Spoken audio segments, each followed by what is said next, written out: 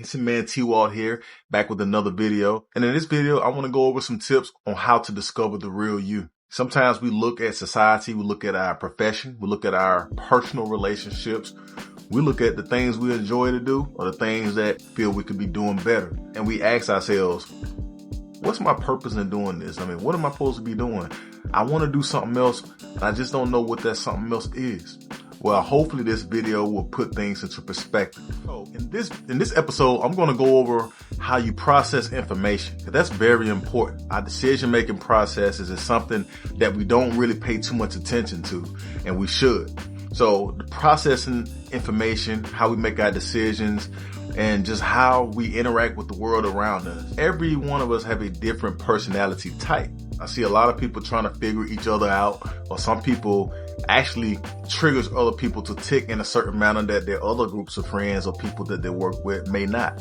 Your children, how to interact and bond and just understand your children better, especially for parents that's looking for those answers. How their child understands education in school. Also how children understands what's right from wrong. So I'm in the criminal justice program, and I have a teacher, a retired DEA, and he introduced us to the Myers Briggs type indicator. And that Myers Briggs type indicator was basically a link or questions. You answer the questions. It takes 5 to 10 minutes, and it will give you results. It helps aligns people's expectations with one another. Student to teacher, colleague to colleague, male or female, companion to companion, whether it be boyfriend and girlfriend or husband and wife. Now, don't get me wrong. You can kind of learn your partner or learn your colleagues through just natural interactions, but sometimes come across people that you just can't get. Go ahead and shoot them the Myers-Briggs link. Have them to fill it out, and you guys can kind of reconnect and compare notes on see what your personality types at each other. Like, oh, okay, I get you now.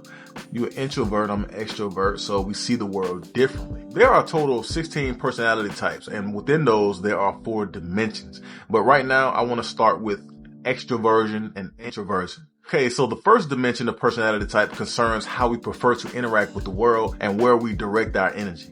Everybody directs their energy slightly different. Now, each of us actually have a natural preference for either the outside world or the inside world. Through necessity, we all function in both extroversion and introversion to some capacity. But functioning in our preferred world actually energizes us. Functioning in the opposite world is more difficult. It can be tiresome. Now, most people think that extroverts means talkative and introverted means shy. Now, this can be misleading because there's way more to being an extrovert versus an introvert based off talkativeness or just being shy. It's way more complicated than that. Those 2 dimensions actually focus their energy in opposite directions. For example, they're pretty much naturally pulled to the outer world of people and things. Extroverts actually get their batteries charged up by being with other people, and they usually know a lot of people at that.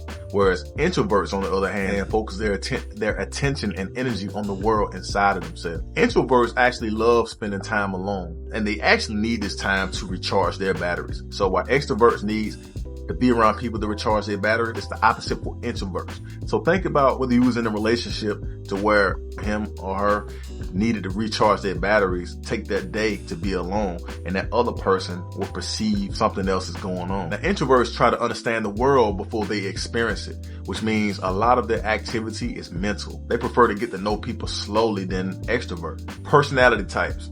Each one of us has a distinct personality, like an innate blueprint that stays with us for life. We are born with a personality type. We go through this life with this type, and when we're laid to rest, hopefully at the end of a long, fruitful life, it is with that same personality type. People think, oh man, you changed. Nope, just the experiences and circumstances through one's life can shape and mold the dimensions of their behavior, but never their personality. Now, these letters are used in combination to designate the 16 personality types. That's right, there are 16 of these personality types. Everyone fits in one of these 16 categories, I promise you. Okay, let's talk about the dimension of sensing versus intuition. Now, this dimension concerns the kind of information we naturally notice. You know, some people focus on what is, while others focus on what could be. Which one are you? Sensing involves gathering data by means of the 5 senses. Intuitive people trust their 6th sense. You know, they naturally read between the lines and they look for meaning in all things. That's right. So unlike sensors, they value imagination and trust their inspirations and their hunches. Intuitives are oriented towards the future. So they tend to anticipate events and generally try to make things different rather than maintaining them the way they are. Now, I want to share with you my personality type right here. My personality type is INFJ. Understanding this helped put my career patterns, what I'm good at, what I enjoyed to do, or what I probably didn't like all so much and wasn't strong in. It helped me put all that into perspective. Case in point, being an introvert myself, my dominant introverted intuition provides me with a vision of the way things can be. All this is not to say that the environmental factors are not extremely important, because they are.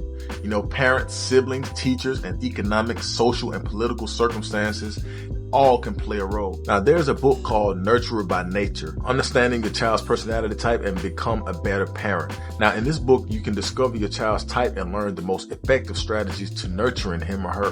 That's very important for you parents out there. You should check this book out. I personally haven't read that one yet. However, I do have this book right here, Do What You Are.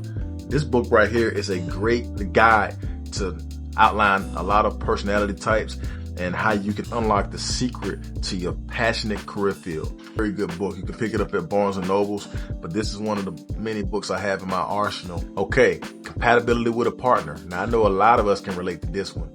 Now, there are studies that suggest that people were extremely interested in using the Myers Briggs type indicator to better understand their partners, as well as to improve their personal relationship. This experience proved to provide rich insights into romantic relationships. Bottom line, understand your personality type. Understanding that can set you leaps and bounds away from where you at in life if you feel that you have potential and you're just stuck. Also, dealing with people. Let's just be honest. We deal with people each and every day. I hope this helps put things into perspective on better understanding not only yourself, what you want out of life and what makes you tick, but also understanding your partner. Because that's what it's all about. At the end of the day, we're in this together. We want to have happiness. And you can pretty much fill in the blank on the definition of what your happiness is. Until next time, stay focused, stay disciplined, and I'll see you guys soon.